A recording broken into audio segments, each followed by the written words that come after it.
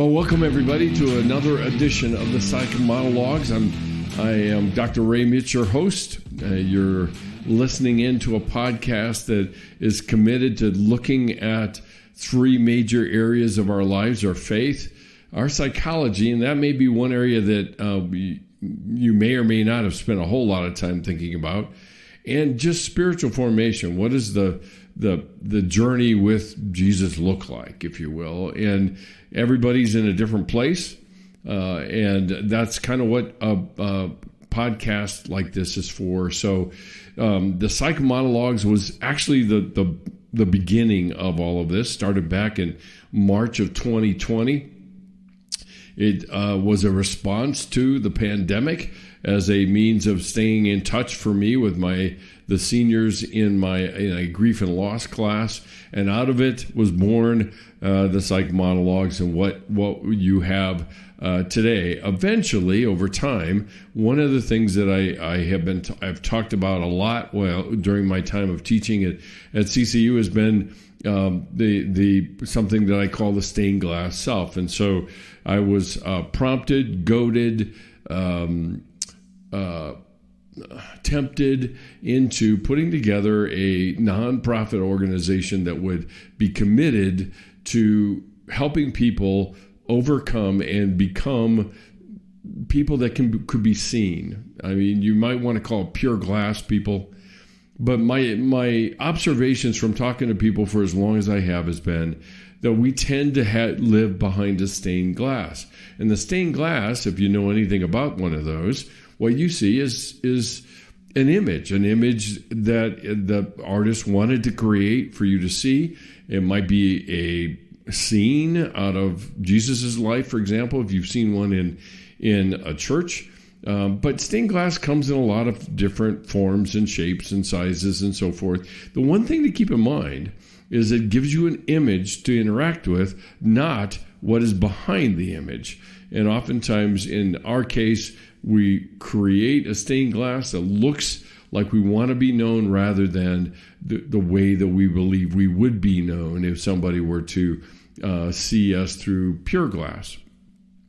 So the organization was called Stained Glass International, SGI for short, and the mission was to equip, encourage, and empower the next generation of Christians to live authentically in relationship to Jesus, with themselves and other people, and themselves is one of them, and this is not self-absorption or taking time to just be the source of truth in ourselves. No, that's not it at all.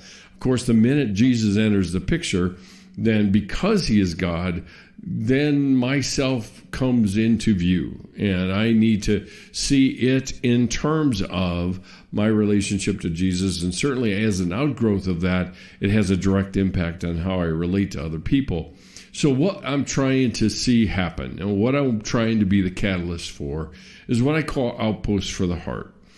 Safe gathering places where people can come and they can belong before they ever believe. They don't have to believe in Jesus, but they have to be willing to want to spend some time talking about life as it really is, not as it should be. And so there's no effort here to ask people to talk about something that isn't true. And everybody enters, even a group of people, with presentation, if you will. We present ourselves in particular ways. So what Stained Glass International is attempting to do is to build what I call outposts for the heart and communities for the soul. An outpost, as the name implies, it is a safe place to go in the midst of a battlefield and in the midst of hostile territory. And I believe increasingly we are in one of those times. So come on in. Pull up a chair, get comfortable, relax. If you're driving, keep your hands on the wheel. But I want to talk about the things that matter to you. And I think I have one issue that I think is worth our while. Now, just to bring you up to speed a little bit about where we came from, I have been embarking on a kind of three different series. One is Broken People of the Bible, which we just finished up we did one last week. And what we're doing is we're just taking the certain broken people that Jesus has interactions with in Scripture, in the Gospel of Mark. And I picked that one because it's the shortest one, and you can read through it in a couple of hours probably. That might be generous, but anyway. And so we've got that. And then I also have another one going that I just started on, and that is, the spiritual journey and what does it look like. And then the last one I was looking at, and it was way back 3 weeks ago or so, was what are barriers to God? And actually what we're going to talk about tonight is related to that in a lot of ways. But the barrier to God that I looked at was being angry at God. And we took some time to unpack that and look at that at some length. I certainly hope so. So what's tonight? Have I built it up enough? Tonight is a free form. We're heading into Easter week, and we're and Palm Sunday. Even though there's a lot of Christians, I think, that are in non-denominational churches that are not necessarily emphasizing the Christian calendar, okay? There are plenty of churches I know that emphasize Ash Wednesday, which is the beginning of Lent, and we're now at Palm Sunday, and the end of Lent, of course, is the end of the week of Holy Week or Easter week, this week coming up. And so there's a varying levels of emphasis on that. But there's one topic in particular that's just been pressing in on me, and I thought this would be a perfect time to talk about it in light of it being Easter week. I mean, if there's any time people show up at church, it's Christmas and Easter, right? And Easter's coming.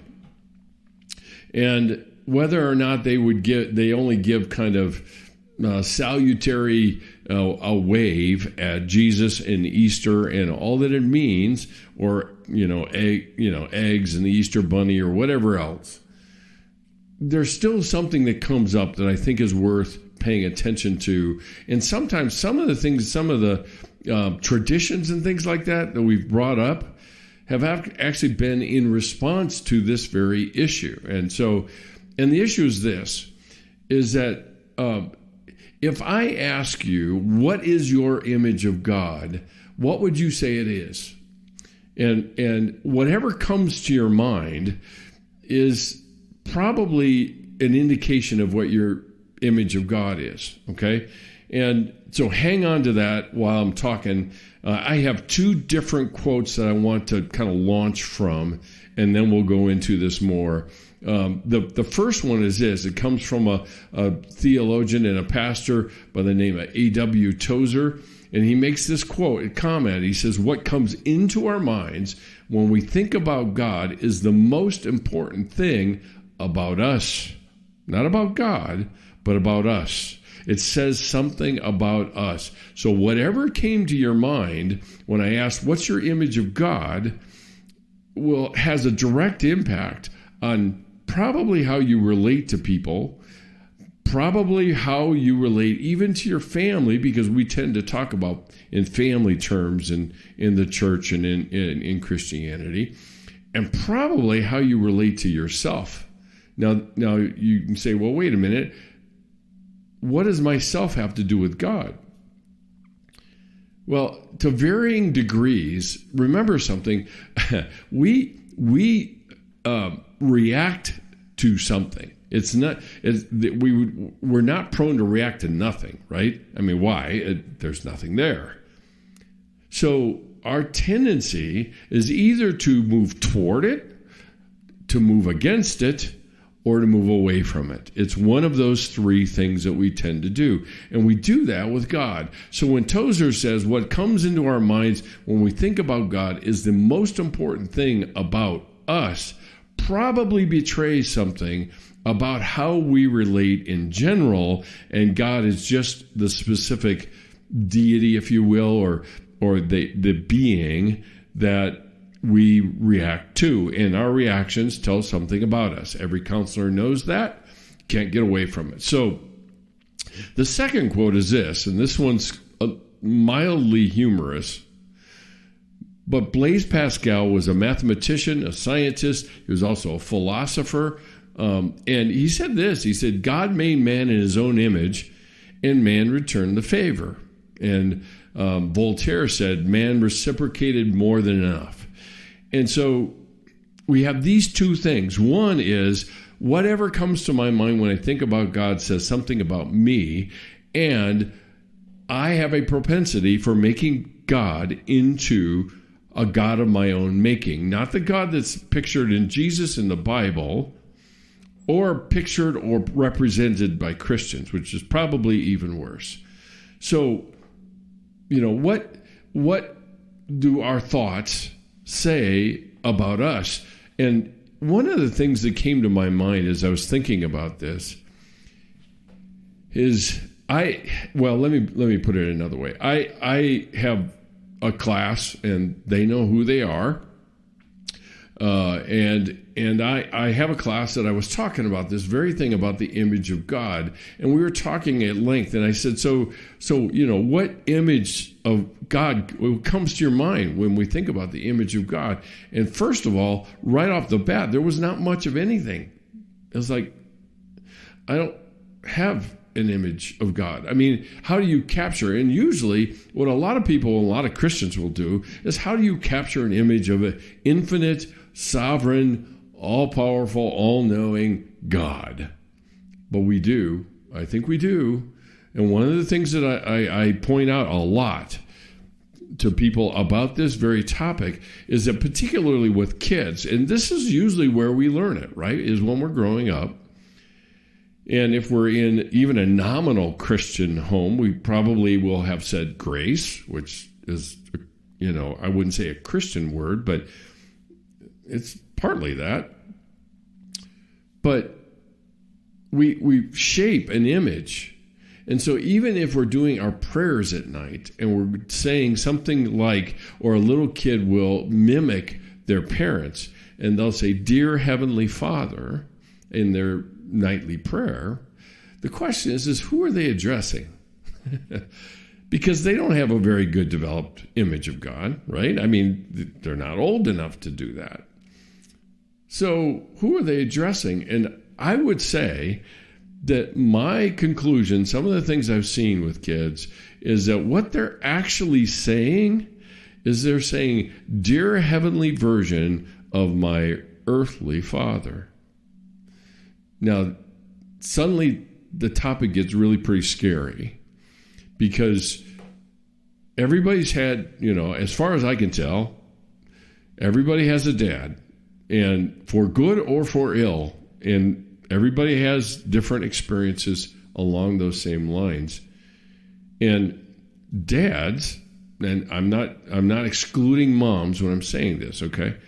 But dads have a unique place to play, and partly it's because of this connection to God. Now, that doesn't make them a deity. It doesn't make them all-powerful and all-knowing, nothing like that. But in a kid's mind, adults are pretty powerful people, and they're like a God in some respects. And so, how do we decide how to react to God? If we come into a relationship with Jesus and into Christianity, we bring with us all of these same concepts. And so in a lot of ways, people will have a clear sense of who God is by how the parents were. Now, this is where moms come in. Moms and dads actually end up providing a composite for what an authority figure looks like. And that authority figure, particularly when a child comes into contact with talking about God and Jesus and everything else, that authority figure gets laid on to that person. And depending on what they observe as they're growing up with their parents, both parents now, depending on what they observe, they might come to the conclusion, for example, that his favorite hobby is being mad at me. I never seem to get anything right. One of the things I see when I hear people talk a lot about, "I'll just never be enough," that one phrase, never enough, is often connected to God. It's like no matter what I do, it's never enough. He's never satisfied. He always is busting my chops because I'm sinful and broken and blah, blah, blah. And it's like his favorite hobby is being mad at me. Or, so there's that one, okay? And again, I'm trying to prime the pump here as far as your thoughts about your image of God. Or there's also the God that has that's a celestial cop, and he's paying attention and waiting for every infraction that I do, and he catches me doing it and quote unquote holds me accountable, and I pay the price. And he's trying to figure out what punishment is the best one to correct whatever I have done wrong. Now, let me stop there for a second. Interestingly enough, the God we have created, think about Blaise Pascal earlier, the thing we have created, the God we have created is a God of our own making. He is not powerful enough to save us when we need him the most. He just isn't. Not the God we make. Okay, now, you literalists out there, don't get all twisted because I'm saying God isn't powerful enough. The God we make is not powerful enough. And oftentimes the God we worship is the God we have made, not the God that is pictured in Scripture and in Jesus, because he is the human face of God. So most of us conclude that the best way to respond to an angry or an accountant God, there's always the bookkeeper, right? Who's paying attention to all the little details and all the things I do wrong and all that I should have said and all that I could have done and all of these sort of things. I better take a drink here. That kind of God, what we come to conclude is that the best way to deal with those kinds of gods, all right, and these are all human-made, is to earn his acceptance in some way. Earn his acceptance in some way. So if I behave rightly, and I've talked about this too, but if I behave rightly, then he will accept me and he won't have as much to hold against me and provide punishment for. So I can allay my punishment. I can delay my punishment. So our image of God says everything about me, about us, because our image of God betrays the kind of God that we tend to worship, that we interact with, that we say we're having a relationship with. So let me ask a different question that helps kind of continue to develop this. Is what do you think God feels when he thinks of you? What do you think he feels? And I'll let it settle in on you for a second, because I think in a lot of cases, and I've read these responses because I have asked this question to students going through one of my classes. And what I read is he feels disappointment, he feels anger. He doesn't feel anything at all because I'm really not that significant enough for him to get upset about. Or he's just not there anyway, so who cares, right? We don't think about the fact that God could even remotely be sensitive and tender to our human condition enough to not feel those things. And so essentially, because of these emotions that we attribute to God, and I'll give you another example.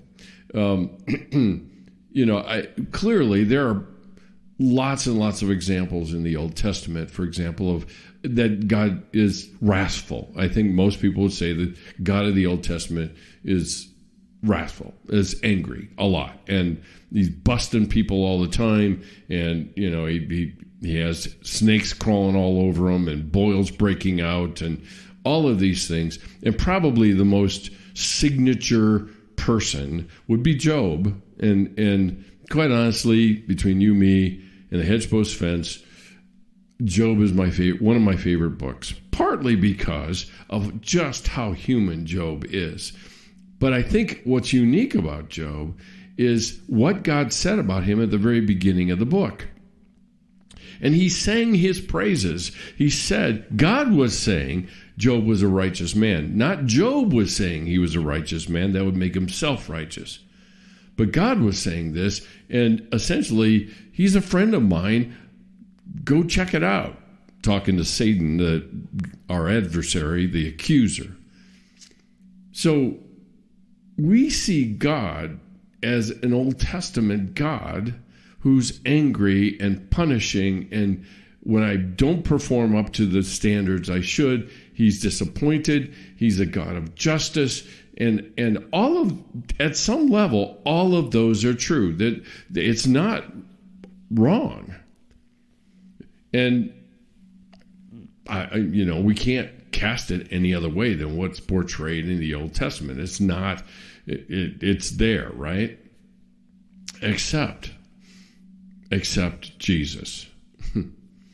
Because something dramatically happened by the time Jesus hit the scene and started into ministry. And he said, all that you've learned up until now, which would include the Old Testament and Moses and all that law, you've heard it said, but I tell you, it's about your heart. It's about how you think. It's how you frame the world, how you understand life. It's about those things that need to be addressed, need to be thought through. So what we come to conclude, just to put all these things together, is what we come to conclude is that I actually have an impact on God's love for me. And in putting it in just bald terms, we actually think God can be controlled. Now, you ask somebody straight up, any Christian, you ask them, can God be controlled? And they'll say, no, of course not. He's all powerful. They'll go into their little routine, their belief routine, if you will. But you go off and watch them deal with their deepest, darkest emotions and their deepest, darkest flaws, the things that they hide and don't let anybody see. They see God as thoroughly disappointed and angry and upset and ready to punish them. As a matter of fact, we get to some point oftentimes in our lives where we get to start saying, I'm beyond help anymore. God doesn't love me anymore. I've completely walked away from him. He just doesn't care. Funny thing, I would imagine those thoughts went through the prodigal son's head too. So if I can make God angry or sad or happy by how I choose to act, then if I act differently, then he'll be happy and he will say to me finally, well done, my good and faithful servant. Now, there are some people out there that I'm talking to that I know have had the kind of conversation, or not the kind of interactions with church people, Christians, that they say, I don't give a flying you-know-what about it. I don't, because maybe I lived that way, or those people reflected Jesus in that way, which, by the way, is a perverse version of Jesus. And I don't want any. It hurt too bad. I threw myself into it. I was all in, and I could never do enough. See, there's that word again.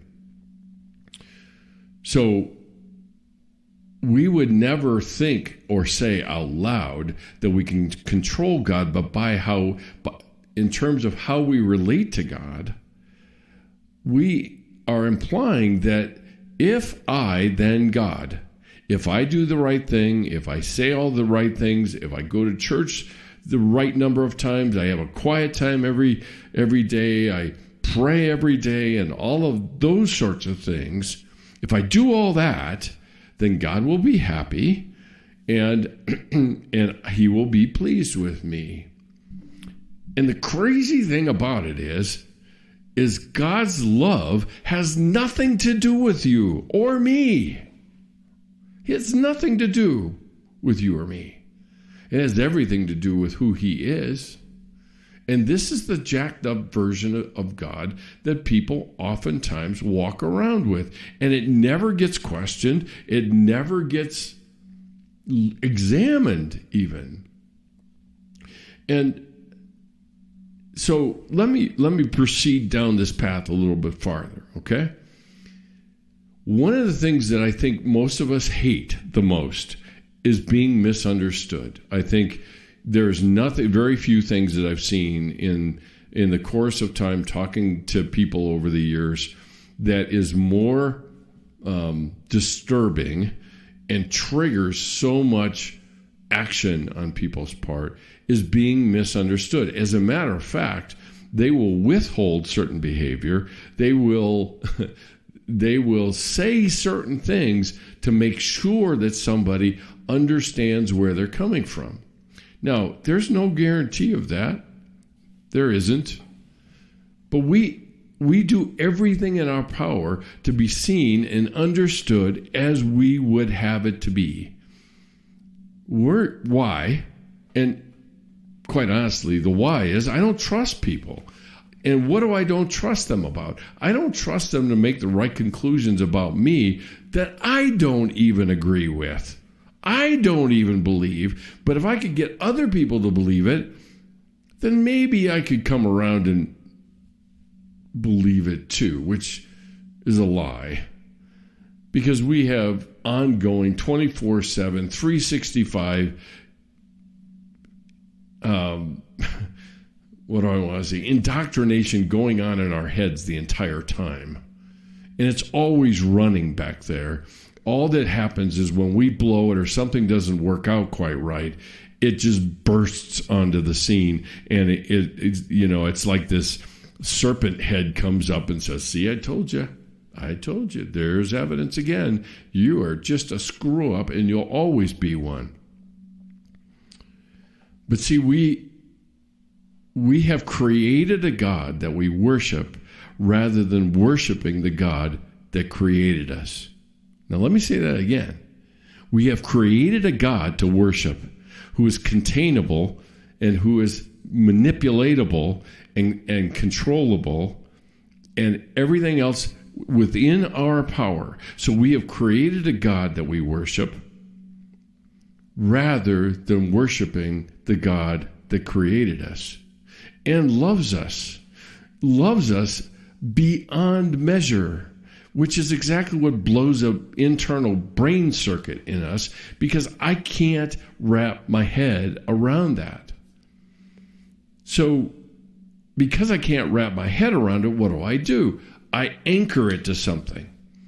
And I anchor it to the nearest person or thing or relationship or whatever else. I mean, we'll look for an idol. We will. It's in the human DNA, spiritual DNA, to look for an idol.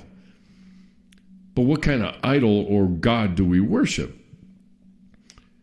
And then we wonder when we get deep in the weeds and underground or underwater and we're crying out to God, what God is it that we're crying out to? The one we've created or the one that created us? And it's hard. It is really, really hard to get at this. Oftentimes it takes going through some really difficult times where we've come face to face with a true picture of who God is, a true picture of who he is. And like I said, it is contained in the person of Jesus. That's what we were told. We were told he is the exact duplicate, representative, carbon copy, the radiance of God himself. That's who Jesus is. Okay, so settle in on that one.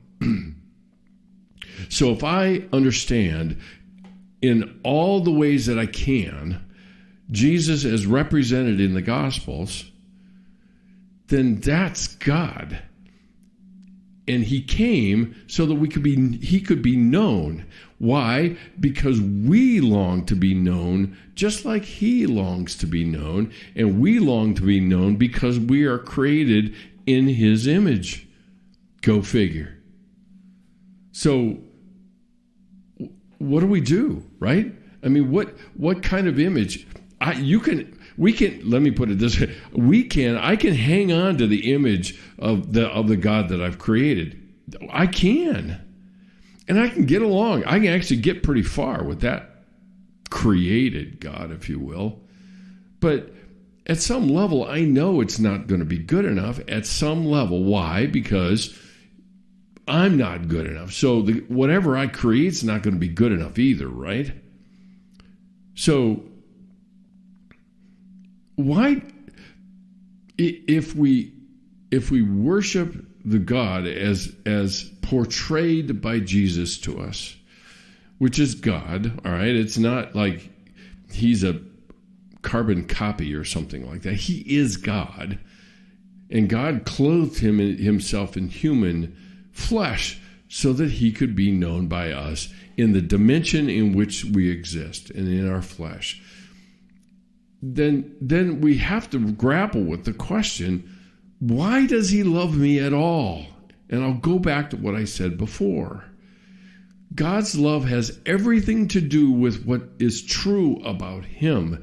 It has nothing to do with me. Now, that doesn't mean I'm insignificant. It doesn't, because if I were so insignificant, Jesus wouldn't have spent his life on earth dying so that, here comes Easter, so that I could actually have a relationship with God. So I don't have to have a clearly formed image of God. I have to figure out who this being is that I am relating to and the nature of who he is, and do my best, as hard as it is, me being stuck in these three dimensions, trying to interact with a being that is outside of all of those dimensions and beyond my imagination, and yet accessible to my imagination. And those things are the very things of the image of God. Is God good? And in a lot of cases, people that have run aground because of a bad representation of Jesus in the church and Christians and all of that, they'd say, no, he's not. And there usually is a specific reason why they say that. And sometimes it's because he didn't come through when they expected him to. Now, again, let me be delicate about this, but again, God is not a trained seal. He's not a celestial vending machine, and I do all the right things, press the button, and out comes a miracle. It doesn't work that way. The issue is, what is the nature of the relationship I have? And that's the issue, because the relationship enriches me, changes me. We can even use the word transforms me. It brings me from one place to another, from one substance to another substance. I don't get it either entirely. We can't wrap our heads around that stuff. There are some things that are just left to mystery. But if I don't trust God, then I don't want any mystery. I would rather create a God of certainty, a God I can know and I can control by acting the right way, saying the right things, and doing all the right things. Or I can worship the God that knows me and is unknowable and yet knowable. He invites me into relationship. This thing that I call the image of God is contaminated, that I have. This image of God is contaminated by all the authority figures that have marched their way through my life. And I have to find a way to participate in the transformation of not only my image of God, but what my relationship to him is. And I go into talking about this, and sometimes I feel like I'm making the water only muddier. But yeah, it is, because it's about relationship and trust. And so there are not things that I'm going to entirely know, but I do know one thing. And that is that my Abba loves me, period. As I am, not as I should be, because I'm never going to be what I should be, but he loves me as I am. And you know what? If I can figure out how to embrace that, then it actually frees me to become much more than I am. Makes sense? And that's what's such a crazy thing about this is, you know as well as I do that you get into a relationship with somebody and you get close with that person and you tend to become more like that person, whether you like it or not. We as humans have these things called mirror neurons. And the greatest place to watch mirror neurons is in church. I don't know if you may not go to church, but that's fine. You go to a concert, you can go to anywhere. And if the band is moving, the people are moving. I mean, in church, and I watch this all the time, and I just kind of smile and chuckle because, there are people up on the stage that are leading the worship and whatnot, and they may be swaying, and the people in front of me are swaying, and there's a part of me that just wants to stay stock still just to break the mirror neurons that are firing in me. But we're prone to imitation because imitation is the beginning of learning. And then when I begin to bring in what I'm imitating, which is oftentimes in the context of a relationship, my life and my heart begins to align with that person that I'm in relationship with. And so it might sound foreign to people to hear somebody like me say, my Abba loves me. Abba is a foreign word for us. It would be even crazier for somebody to say, my daddy loves me. There is no more emotionally charged word in our language than daddy. It really is. It strikes a chord in everybody I've ever seen. And when I remind people of that's the image Jesus gave his disciples about prayer, it's remarkable, for one, that the God of the universe would be characterized in such uniquely intimate terms. Abba was a word that could only be used by children of their parent. No, you couldn't call, if you came in as a friend in the house, you could not refer to that person as Abba. But only the kid could. Only the kid could. And kids have a unique relationship with their daddy, right? There's a story told in the White House when John F. Kennedy was president. And Carolyn, one of his little kids, and there were little kids in the White House at the time, and she had a friend with her, and so they were playing around, and now I think it's all separated because of the White House and the private residence and all that jazz. But at that point in time, and this is just a story, but she had a friend, and they went charging toward the Oval Office, and the friend pulled her back and said, "Wait, the president is in there." And she said, "Oh, it's okay. He's my dad."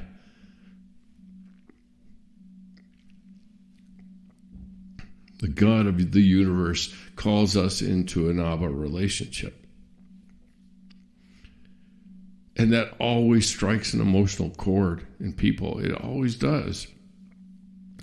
And most of it is because that image has gotten so corrupted, so contaminated, for a lot of good reasons. There were good reasons that it got contaminated because of how people behaved, and selfishly and using people or whatever it was. And even good dads are still broken dads. They still are sinful. They still disappoint. They still do things that hurt their kids. But few kids will say, unless they've been thoroughly abandoned, and I understand those too, few kids will say, my dad loved me as best he could. This kind of dad loves me better than anyone. And that scares us, quite honestly. I think it scares us because that kind of love turns us to look at ourselves. And we start thinking in terms of deserving and what have I done, and I don't deserve this, and these sorts of things. And God, I'll go back to what I said before. God's love has everything to do with what is true about him and his love for us. It's not about me. The fact that he turns it to me is remarkable. And that's the image that we have to find a way to get reoriented, I think would be a better way to put it. Not changed, but certainly transformed. Now, where, right? Where can we do something like this if you want to do it? Oftentimes, church is the last place that you can get this done. I recognize that. As a matter of fact, for a lot of people, why would I want to go back to the very place that jacked it up in the first place? I get that. But I would go back to the very beginning of the podcast when I was talking about the mission of SGI. Because my vision of what an outpost could be would be the outpost could be that place to rework and reimagine and re-understand what the true image of the God who created me is, so that I can worship, I can be in relationship with that God, rather than create a God that I can control, contain, and demand certainty of. Because that God never evokes respect. It doesn't. Because it's not a God. It's not the God of the universe. Now, at the same time, I have to grapple with the level of trust I'm willing to have for that kind of God. The one that's all-powerful and all-loving and lavishly gracious and loving toward me. And I can't do that alone. I mean, there are so many times where in groups of people, which you can make a case is a community of people, in groups of people, I learn what the right image of God is, not my distorted one. And I'll end on this. I challenged a student of mine with bringing out a very painful story of his recent past. And he had done all the thinking for everybody that he might reveal that story to. And I said, if you're willing, you might want to try and find out and see if they actually will.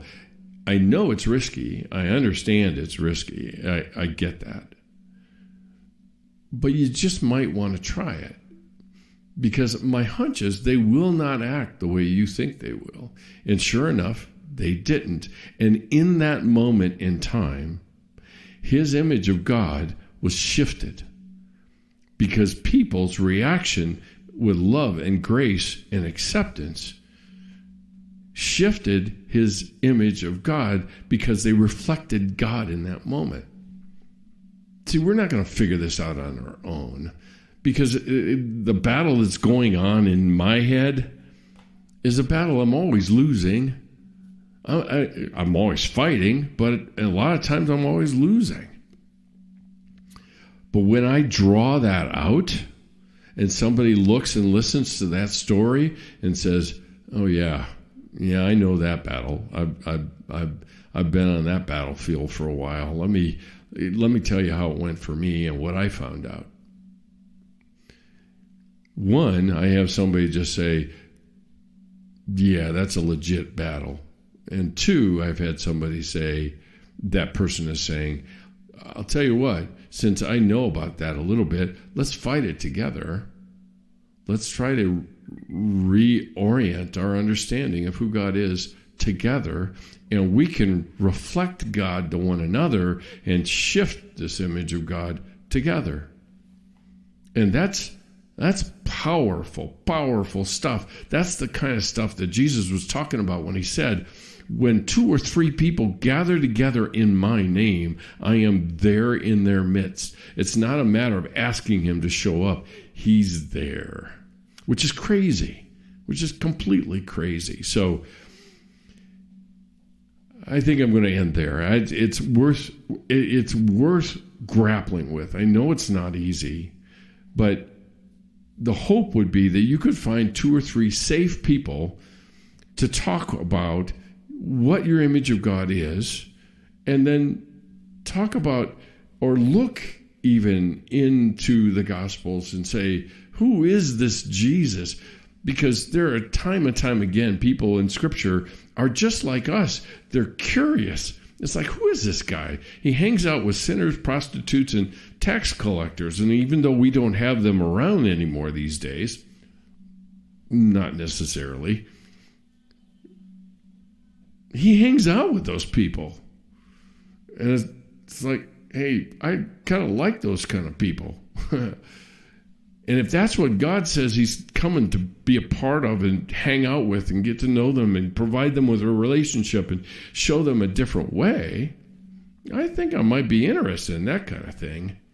So something to consider for the week leading up to Easter and all that it means for us. And I know that there are lots of people from different perspectives that are coming at this, and hopefully it will have triggered some thoughts for everybody. So if you have questions or reactions to some of what I've talked about today, please DM me. Let me know on Instagram. I'd love to hear your feedback. You can keep an eye on the website. A variety of things show up there, that new content and new blog posts and things like that will probably be more forthcoming as time goes along. As long as I'm in the teeth of the end of my semester, probably not a lot is going to be happening there. But once the summer hits, then probably a flurry of things will start happening on the website and also just with SGI. So the other thing you can find on the website is what I call digital devotionals. Every other day of the week, you can get a devotional about setting new boundaries, having healthy relationships. You can find out about that, and for a small donation, you can get it every other day of the week, and it will be an encouragement about setting them, about knowing about them, about maintaining good boundaries in relationships. You can get it all in that subscription to it, and it's a donation of $5 for a month, or semi-annual, which is 6 months, or an annual subscription to it, and that is a contribution to the overall mission and purpose of SGI. You can also follow us on any of the social media outlets like Instagram at the Psych Monologues, Facebook Ray.Mitch, and LinkedIn Dr. Mitch, Mitsch. So you can find us there, subscribe, follow us. That would be hugely helpful. If anything in these podcasts are helpful to you or interesting or encouraging to you, please be sure to leave a review or say something that might bring other people to paying attention to what I'm trying to do here with SGI and the Psych Monologues. We're found on any place you listen to podcasts. So whether that's Spotify or iTunes or Amazon Music or anything else, you'll find us there. And last but not least, not the least, is that if you're interested in partnering with us, just to help us continue to grow the scholarship fund for students and other people to attend a silent retreat, which is another way to learn how to shift our image of God, then we would be ever so grateful for your partnership in contributing to SGI.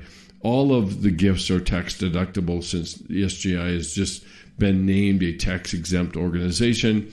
So you can do that online on the front page at drmitch.com. At the very bottom, there's a Donate Now button, and you can donate to SGI. You can be a monthly donor.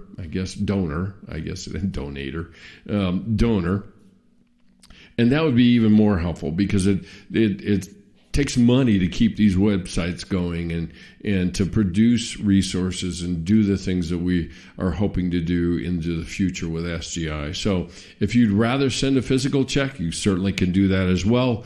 Just make it out to Stained Glass International and send it to the address SGI, P.O. Box 160, Eastlake, Colorado 80614. You can send it to us there as well. If you'd rather send us a physical check, you're more than welcome to do that as well. So thanks so much for listening to me. This topic is a really, really powerful one, and I just realized the farther in I got how much it impacts even my own journey that I sometimes will talk about. And so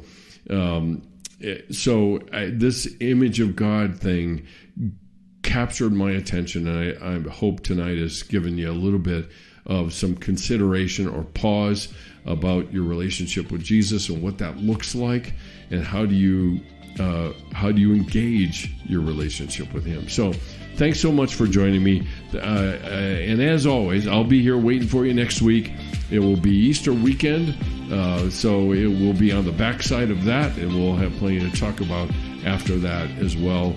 But as always, love ya. Later. Bye.